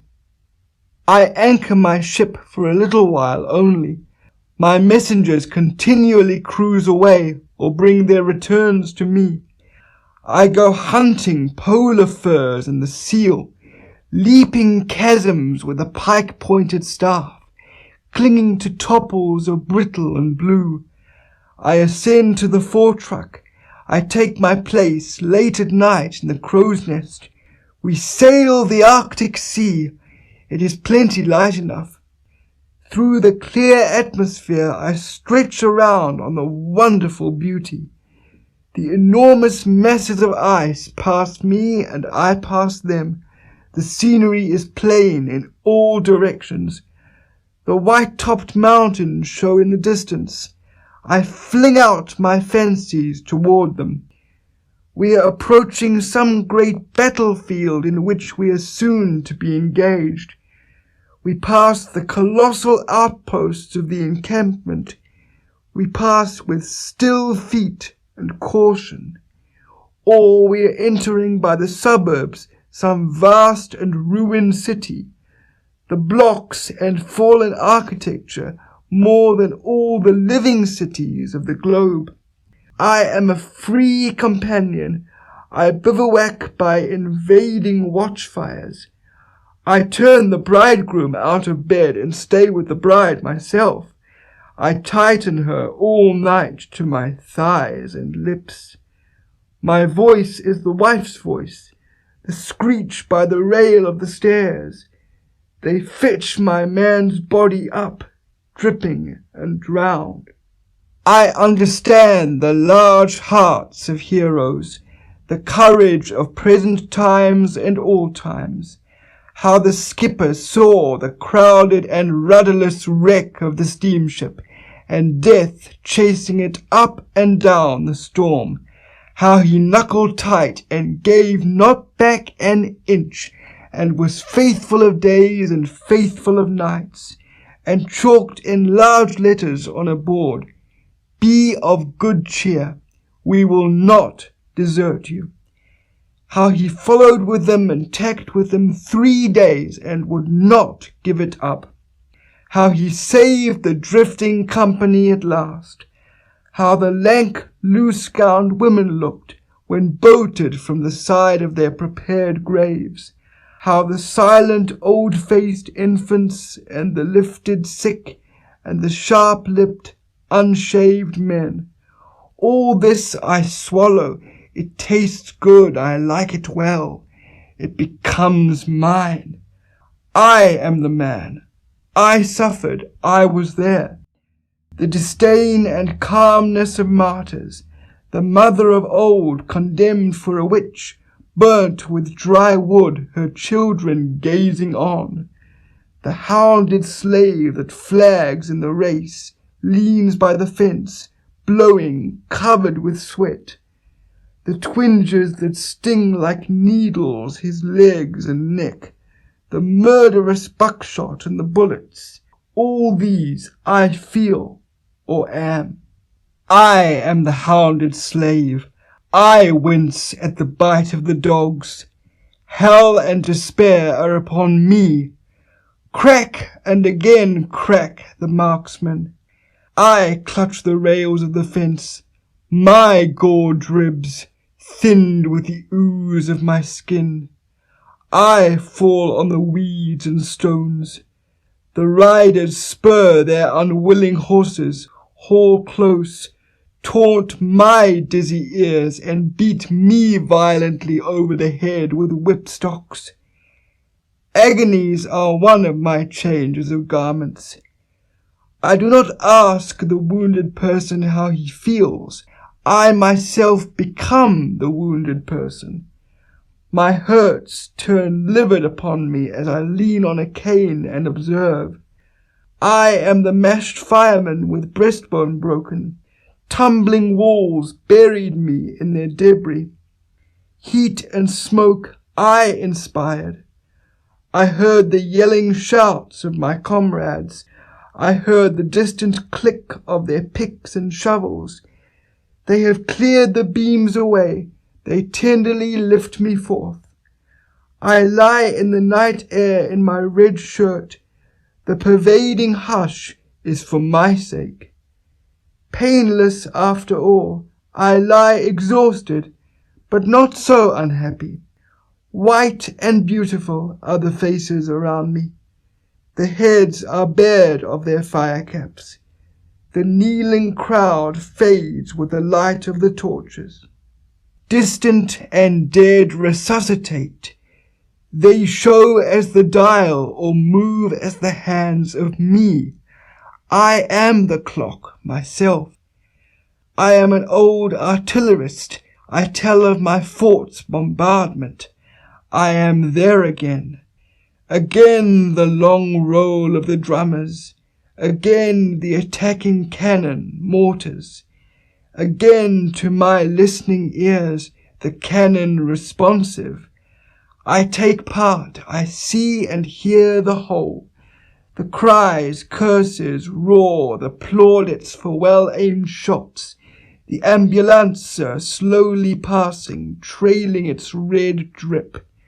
Workmen searching after damages, making indispensable repairs. The fall of grenades through the rent roof. The fan-shaped explosion. The whiz of limbs, heads, stone, wood, iron, high in the air. Again gurgles the mouth of my dying general. He furiously waves with his hand. He gasps through the clot, "Mind not me, mind the entrenchments." 34. Now I tell what I knew in Texas in my early youth. I tell not the fall of Alamo. No one escaped to tell the fall of Alamo. The 150 are dumb yet at Alamo. 'Tis the tale of the murder in cold blood of 412 young men. Retreating, they had formed in a hollow square with their baggage for breastworks. 900 lives out of the surrounding enemies, 9 times their number, was the price they took in advance. Their colonel was wounded and their ammunition gone. They treated for an honorable capitulation, received writing and seal, gave up their arms, and marched back prisoners of war. They were the glory of the race of rangers, matchless with horse, rifle, song, supper, courtship, large, turbulent, generous, handsome, proud and affectionate, bearded, sunburnt, dressed in the free costume of hunters, not a single one over 30 years of age. The second first day morning they were brought out in squads and massacred. It was a beautiful early summer. The work commenced about 5 o'clock and was over by 8. None obeyed the command to kneel. Some made a mad and helpless rush. Some stood stark and straight. A few fell at once, shot in the temple or heart. The living and dead lay together, the maimed and mangled dug in the dirt. The newcomers saw them there. Some, half-killed, attempted to crawl away. These were dispatched with bayonets or battered with the blunts of muskets. A youth, not 17 years old, seized his assassin, till 2 more came to release him. The 3 were all torn and covered with the boy's blood. At 11 o'clock began the burning of the bodies. That is the tale of the murder of the 412 young men. 35. Would you hear of an old-time sea fight? Would you learn who won by the light of the moon and stars? List to the yarn, as my grandmother's father the sailor told it to me. Our foe was no skulk in his ship, I tell you, said he. He was the surly English pluck, and there is no tougher or truer, and never was and never will be. Along the lowered eve he came, horribly raking us. We closed with him, the yards entangled, the cannon touched. My captain lashed fast with his own hands. We had received some 18-pound shots under the water. On our lower gun deck 2 large pieces had burst at the first fire, killing all around and blowing up overhead. Fighting at sundown, fighting at dark. 10 o'clock at night, the full moon well up. Our leaks on the gain and 5 feet of water reported. The master-at-arms loosing the prisoners confined in the afterhold to give them a chance for themselves. The transit to and from the magazine is now stopped by the sentinels. They see so many strange faces, they do not know whom to trust. Our frigate takes fire. The other asks if we demand quarter, if our colours are struck and the fighting done.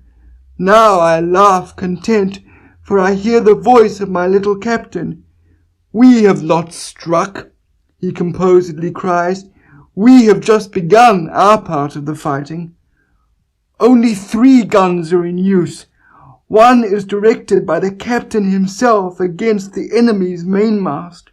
2, well served with grape and canister, silence his musketry and clear his decks. The tops alone second the fire of this little battery, especially the main top. They hold out bravely during the whole of the action. Not a moment cease. The leaks gain fast on the pumps. The fire eats toward the powder magazine. One of the pumps has been shot away. It is generally thought we are sinking. Serene stands the little captain. He is not hurried. His voice is neither high nor low. His eyes give more light to us than our battle lanterns. Toward 12, there in the beams of the moon, they surrender to us. 36. Stretched and still lies the midnight. 2 great hulls motionless on the breast of the darkness, our vessel riddled and slowly sinking, preparations to pass to the one we have conquered. The captain on the quarter-deck coldly giving his orders through a countenance white as a sheet. Nearby, the corpse of the child that served in the cabin, the dead face of an old salt with long white hair and carefully curled whiskers. The flames, spite of all that can be done, flickering aloft and below. The husky voices of the 2 or 3 officers yet fit for duty. Formless stacks of bodies and bodies by themselves, dabs of flesh upon the masts and spars. Cut of cordage, dangle of rigging, slight shock of the soothe of waves. Black and impassive guns, litter of powder parcels, strong scent, a few large stars overhead, silent and mournful shining. Delicate sniffs of sea breeze, smells of sedgy grass and fields by the shore, death messages given in charge to survivors, the hiss of the surgeon's knife, the gnawing teeth of his saw, wheeze, cluck, swash of falling blood, short wild scream, and long, dull, tapering groan. These so, these irretrievable. 37. You laggards there on guard, look to your arms. In at the conquered doors they crowd. I am possessed. Embody all presences, outlawed or suffering. See myself in prison, shaped like another man, and feel the dull, unintermitted pain. For me the keepers of convicts shoulder their carbines and keep watch. It is I let out in the morning and barred at night. Not a mutineer walks handcuffed to jail, but I am handcuffed to him and walk by his side. I am less the jolly one there, and more the silent one with sweat on my twitching lips. Not a youngster is taken for larceny, but I go up too, and am tried and sentenced. Not a cholera patient lies at the last gasp, but I also lie at the last gasp. My face is ash-coloured, my sinews now. Away from me people retreat. Askers embody themselves in me, and I am embodied in them. I project my hat, sit shamefaced, and beg. 38. Enough, enough, enough. Somehow I have been stunned. Stand back. Give me a little time beyond my cuffed head, slumbers, dreams, gaping. I discover myself on the verge of a usual mistake, that I could forget the mockers and insults, that I could forget the trickling tears and the blows of the bludgeons and hammers, that I could look with a separate look on my own crucifixion and bloody crowning. I remember now. I resume the overstayed fraction. The grave of rock multiplies what has been confided to it or to any graves. Corpses rise, gashes heal, fastenings roll from me. I troop forth, replenished with supreme power, one of an average, unending procession. Inland and sea-coast we go, and pass all boundary lines, our swift ordinances on their way over the whole earth. The blossoms we wear in our hats, the growth of thousands of years. Élève, I salute you. Come forward. Continue your annotations. Continue your questionings. 39. The friendly and flowing savage, who is he? Is he waiting for civilization, or past it and mastering it? Is he some Southwesterner raised outdoors? Is he Canadian? Is he from the Mississippi country, Iowa, Oregon, California, the mountains, prairie life, bush life, or sailor from the sea? Wherever he goes, men and women accept and desire him. They desire he should like them, touch them, speak to them, stay with them. Behavior lawless as snowflakes, words simple as grass, uncombed head, laughter and naivete, slow-stepping feet, common features, common modes and emanations. They descend in new forms from the tips of his fingers. They are wafted with the odour of his body or breath. They fly out of the glance of his eyes. 40. Flaunt of the sunshine, I need not your bask, lie over. You light surfaces only, I force surfaces and depths also. Earth, you seem to look for something at my hands. Say, old topknot, what do you want? Man or woman, I might tell how I like you, but cannot, and might tell what it is in me and what it is in you. but cannot, and might tell that pining I have, that pulse of my nights and days. Behold, I do not give lectures or a little charity. When I give myself. You there, impotent, loose in the knees, open your scarved chops till I blow grit within you. Spread your palms and lift the flaps of your pockets. I am not to be denied, I compel. I have stores plenty and to spare, and anything I have, I bestow. I do not ask who you are, that is not important to me. You can do nothing and be nothing, but what I will enfold you. To cotton-field drudge or cleaner of privies I lean. On his right cheek I put the family kiss, and in my soul I swear I never will deny him. On women fit for conception I start bigger and nimbler babes. This day I am jetting the stuff of far more arrogant republics. To anyone dying, thither I speed and twist the knob of the door. Turn the bedclothes toward the foot of the bed. Let the physician and the priest go home. I seize the descending man and raise him with resistless will. O despairer, here is my neck. By God, you shall not go down. Hang your whole weight upon me. I dilate you with tremendous breath. I buoy you up. Every room of the house do I fill with an armed force, lovers of me, bafflers of graves. Sleep, I and they keep guard all night. Not doubt, not decease, shall dare to lay finger upon you. I have embraced you, and henceforth possess you to myself, and when you rise in the morning, you will find what I tell you is so. 41. I am he bringing help for the sick as they pant on their backs, and for strong upright men I bring yet more needed help.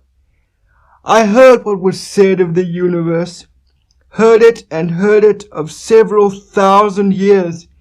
It is middling well as far as it goes, but is that all?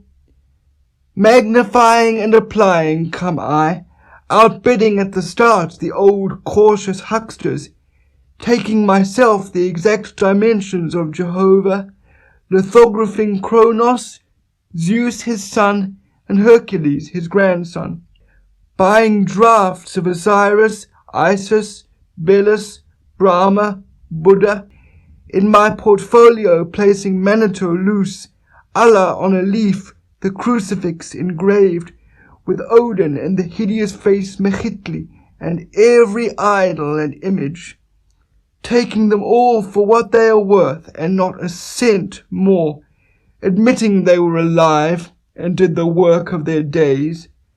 They bore mites as for unfledged birds who have now to rise and fly and sing for themselves, accepting the rough deific sketches to fill out better in myself, bestowing them freely on each man and woman I see, discovering as much or more in a framer framing a house, putting higher claims for him there with his rolled-up sleeves driving the mallet and chisel, not objecting to special revelations, considering a curl of smoke or a hair on the back of my hand just as curious as any revelation.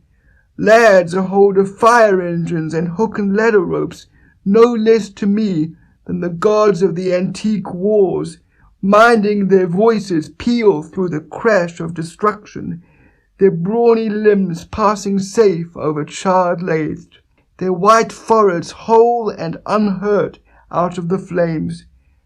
By the mechanic's wife with her babe at her nipple interceding for every person born, 3 scythes at harvest whizzing in a row from 3 lusty angels with shirts bagged out at their waists, the snag-toothed hostler with red hair, redeeming sins past and to come, selling all he possesses, travelling on foot to fee lawyers for his brother, and sit by him while he is tried for forgery. What was strewn in the amplest, strewing the square rod about me, and not filling the square rod then. The bull and the bug never worshipped half enough, dung and dirt more admirable than was dreamt, the supernatural of no account, myself waiting my time to be one of the supremes, the day getting ready for me when I shall do as much good as the best, and be as prodigious, by my life lumps, becoming already a creator, putting myself here and now to the ambushed womb of the shadows. 42. A call in the midst of the crowd, my own voice, orotund, sweeping, and final. Come, my children, come, my boys and girls, my women, household, and intimates. Now the performer launches his nerve. He has passed his prelude on the reeds within. Easily written, loose-fingered chords, I feel the thrum of your climax and close. My head slews round on my neck. Music rolls, but not from the organ. Folks are around me, but they are no household of mine. Ever the hard, unsunk ground, ever the eaters and drinkers, ever the upward and downward sun, ever the air and the ceaseless tides, ever myself and my neighbours, refreshing, wicked, real, ever the old inexplicable query, ever that thorned thumb, that breath of itches and thirsts, ever the vexers hoot hoot till we find where the sly one hides and bring him forth, ever love, ever the sobbing liquid of life, ever the bandage under the chin, ever the trestles of death, here and there with dimes on the eyes walking, to feed the greed of the belly, the brains liberally spooning, tickets buying, taking, selling, but into the feast never once going, many sweating, ploughing, thrashing, and then the chaff for payment receiving, a few idly owning, and they the wheat continually claiming. This is the city, and I am one of the citizens. Whatever interests the rest interests me. Politics, wars, markets, newspapers, schools, the mayor and councils, banks, tariffs, steamships, factories, stocks, stores, real estate and personal estate. The little plentiful mannequins skipping around in collars and tailed coats. I am aware who they are. They are positively not worms or fleas. I acknowledge the duplicates of myself. The weakest and shallowest is deathless with me. What I do and say, the same waits for them. Every thought that flounders in me, the same flounders in them. I know perfectly well my own egotism, know my omnivorous lines, and must not write any less, and would fetch you whoever you are flush with myself. Not words of routine, this song of mine, but abruptly to question, to leap beyond, yet nearer bring. This printed and bound book, but the printer and the printing office boy, the well-taken photographs, but your wife or friend close and solid in your arms, the black ship mailed with iron, her mighty guns in her turrets, but the pluck of the captain and engineers, in the houses the dishes and fare and furniture, but the host and hostess, and the look out of their eyes, the sky up there, yet here or next door or across the way, the saints and sages in history, but you yourself, sermons, creeds, theology but the fathomless human brain? And what is reason? And what is love? And what is life? 43.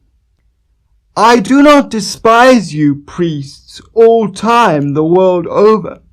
My faith is the greatest of faiths and the least of faiths, enclosing worship ancient and modern, and all between ancient and modern, believing I shall come again upon the earth after 5,000 years, waiting responses from oracles, honoring the gods, saluting the sun, making a fetish of the first rock or stump, powwowing with sticks in the circle of obis, helping the lama or brahmin as he trims the lamps of the idols, dancing yet through the streets in a phallic procession, wrapped and austere in the woods a gymnosophist, drinking mead from the skull cup, to Shastas and Vedas admirant, minding the Koran, walking the Teocallis, spotted with gore from the stone and knife, beating the serpent-skin drum,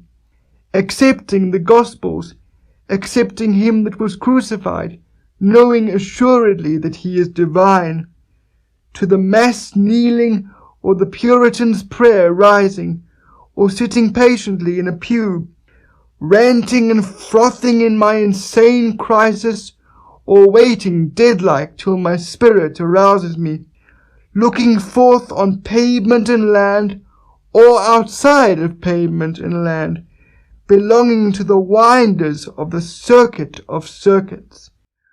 One of that centripetal and centrifugal gang, I turn and talk like a man leaving charges before a journey. Downhearted doubters, dull and excluded, frivolous, sullen, moping, angry, affected, disheartened, atheistical, I know every one of you. I know the sea of torment, doubt, despair, and unbelief. How the flukes splash, how they contort, rapid as lightning, with spasms and spouts of blood. Be at peace, bloody flukes of doubters and sullen mopers. I take my place among you as much as among any. The past is the push of you, me, all, precisely the same. And what is yet untried and afterward is for you, me, all, precisely the same. I do not know what is untried and afterward, but I know it will in its turn prove sufficient, and cannot fail. Each who passes is considered, each who stops is considered. Not a single one can it fail. It cannot fail the young man who died and was buried, nor the young woman who died and was put by his side, nor the little child that peeped in at the door and then drew back and was never seen again, nor the old man who has lived without purpose and feels it with bitterness worse than gall, nor him in the poorhouse tubercled by rum and the bad disorder, nor the numberless slaughtered and wrecked, nor the brutish kobu called the ordure of humanity, nor the sacks merely floating with open mouths for food to slip in, nor anything in the earth or down in the oldest graves of the earth, nor anything in the myriads of spheres, nor the myriads of myriads that inhabit them, nor the present, nor the least wisp that is known. 44. It is time to explain myself. Let us stand up. What is known, I strip away. I launch all men and women forward with me into the unknown. The clock indicates the moment, but what does eternity indicate? We have thus far exhausted trillions of winters and summers. There are trillions ahead, and trillions ahead of them. Births have brought us richness and variety, and other births will bring us richness and variety. I do not call one greater and one smaller. That which fills its period and place is equal to any. Were mankind murderous or jealous upon you, my brother, my sister, I am sorry for you. They are not murderous or jealous upon me. All has been gentle with me. I keep no account with lamentation. What have I to do with lamentation? I am an acme of things accomplished, and I an encloser of things to be. My feet strike an apex of the apices of the stairs.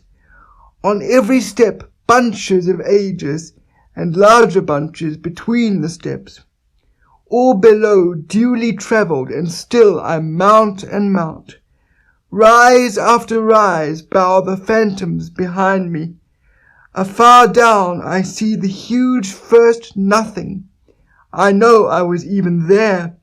I waited unseen and always, and slept through the lethargic mist, and took my time, and took no hurt from the fetid carbon.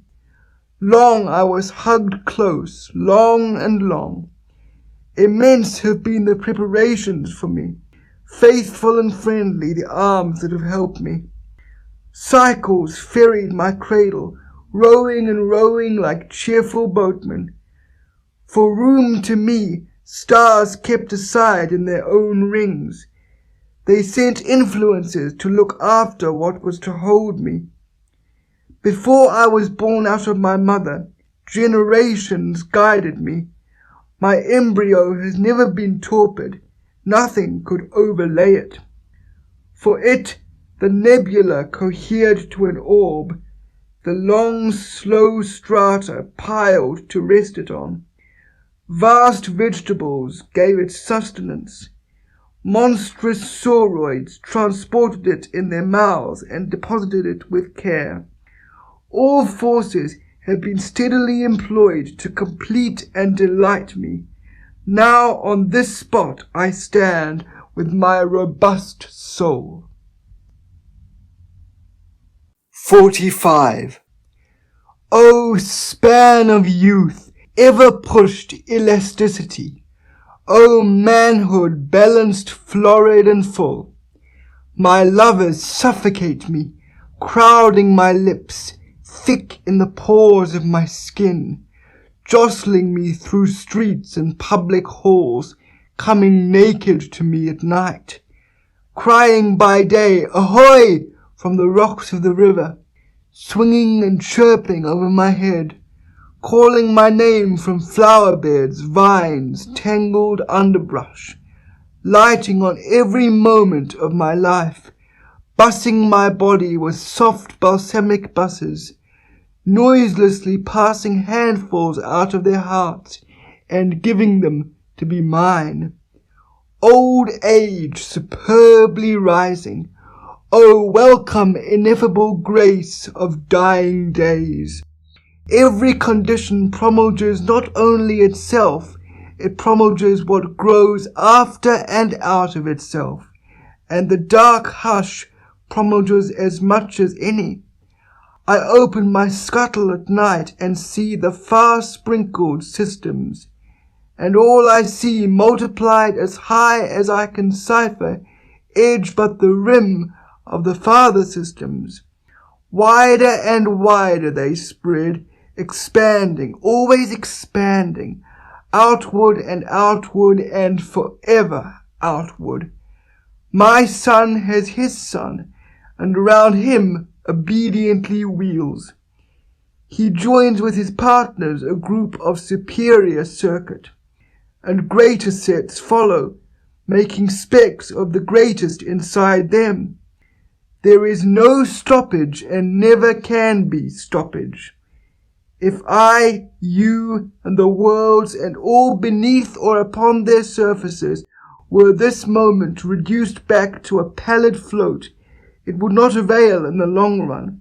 We should surely bring up again where we now stand, and surely go as much farther, and then farther and farther.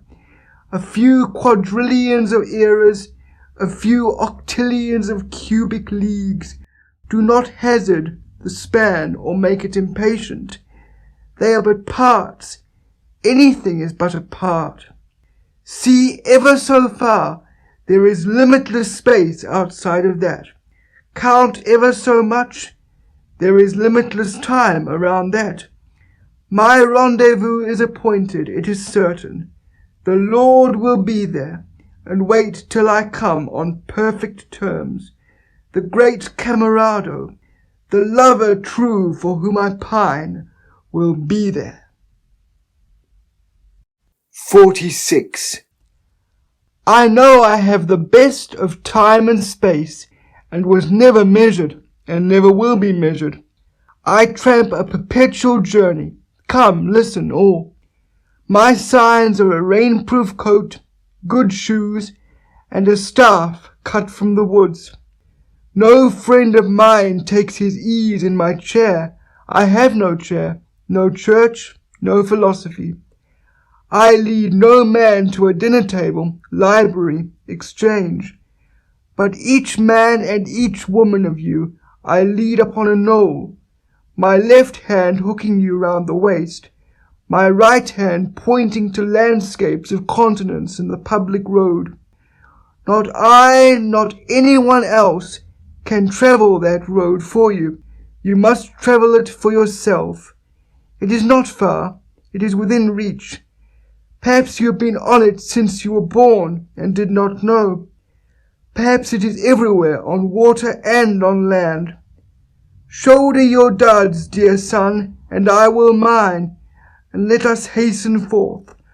Wonderful cities and free nations we shall fetch as we go. If you tire, give me both burdens, and rest the chuff of your hand on my hip, and in due time you shall repay the same service to me.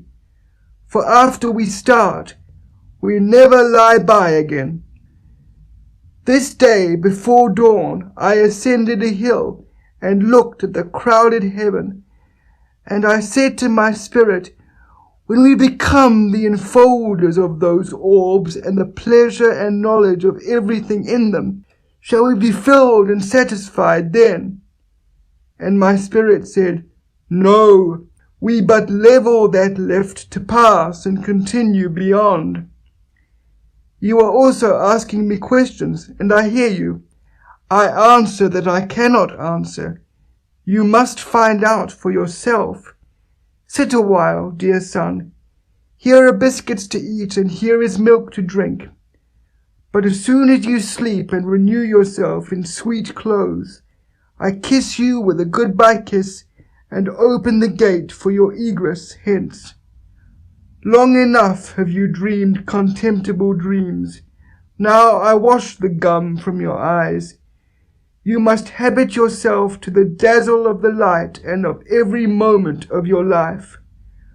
Long have you timidly waded holding a plank by the shore.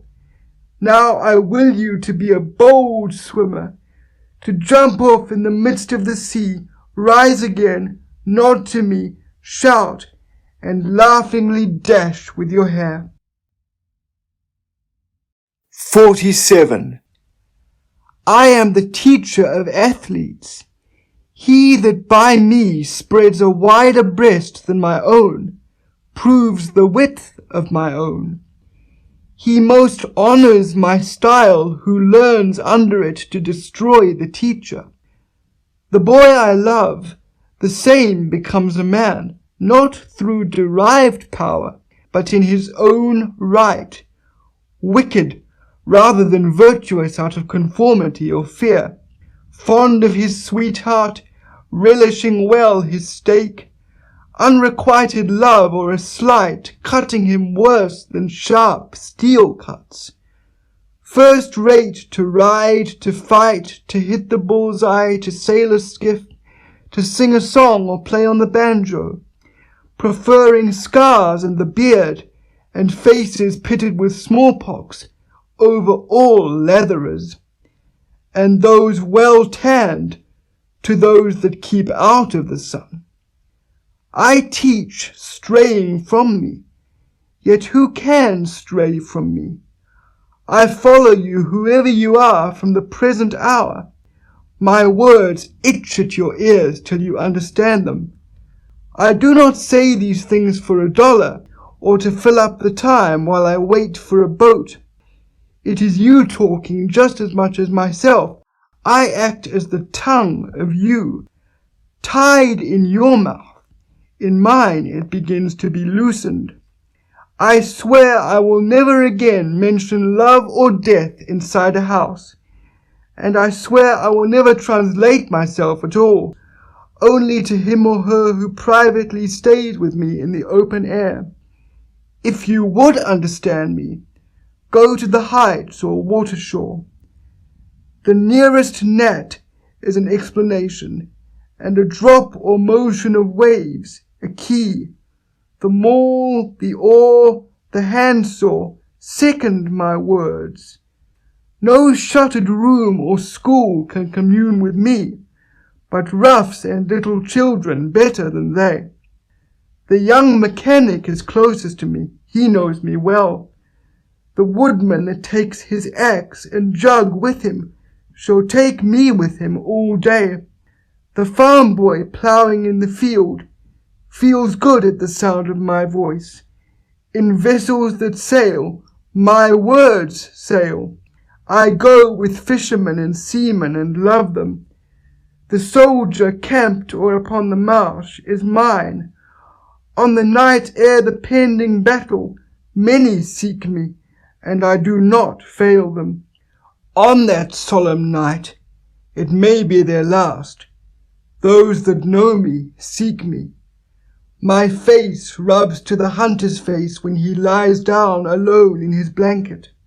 The driver, thinking of me, does not mind the jolt of his wagon. The young mother and old mother comprehend me.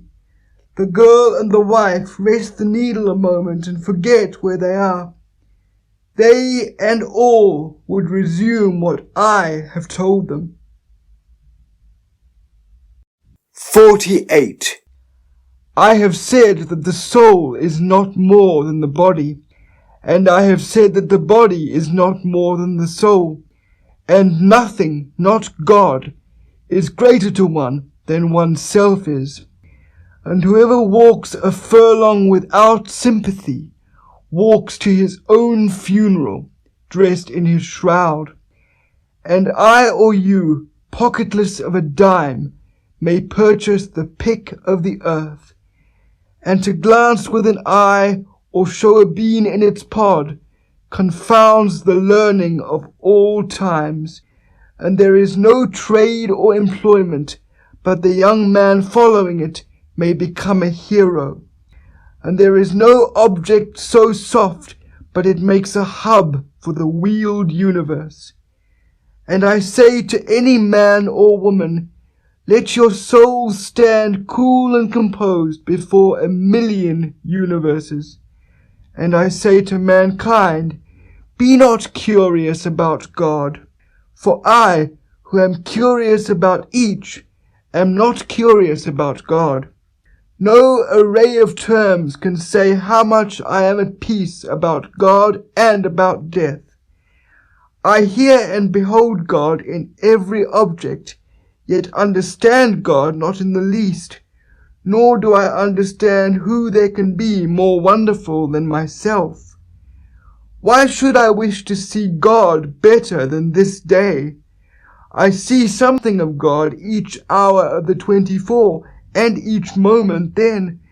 In the faces of men and women I see God, and in my own face in the glass. I find letters from God dropped in the street, and every one is signed by God's name. And I leave them where they are, for I know that wheresoe'er I go, others will punctually come for ever and ever. 49. And as to you, death, and you, bitter hug of mortality, it is idle to try to alarm me. To his work without flinching the accoucheur comes. I see the elder hand pressing, receiving, supporting. I recline by the sills of the exquisite flexible doors, and mark the outlet and mark the relief and escape. And as to you, corpse, I think you a good manure, but that does not offend me. I smell the white roses, sweet-scented and growing. I reach to the leafy lips, I reach to the polished breasts of melons. And as to you, life, I reckon you are the leavings of many deaths. No doubt I have died myself 10,000 times before. I hear you whispering there, O stars of heaven, O suns, O grass of graves, O perpetual transfers and promotions. If you do not say anything, how can I say anything? Of the turbid pool that lies in the autumn forest, of the moon that descends the steeps of the soughing twilight, toss, sparkles of day and dusk, toss on the black stems that decay in the muck. Toss to the moaning gibberish of the dry limbs. I ascend from the moon, I ascend from the night. I perceive that the ghastly glimmer is noonday sunbeams reflected and debouched to the steady and central from the offspring great or small. 50. There is that in me. I do not know what it is, but I know it is in me. Wrenched and sweaty, calm and cool then my body becomes. I sleep long. I do not know it. It is without name. It is a word unsaid. It is not in any dictionary, utterance, symbol. Something it swings on, more than the earth I swing on. To it the creation is the friend whose embracing awakes me. Perhaps I might tell more. Outlines. I plead for my brothers and sisters. Do you see, O my brothers and sisters? It is not chaos or death. It is form, union, plan. It is eternal life. It is happiness. 51.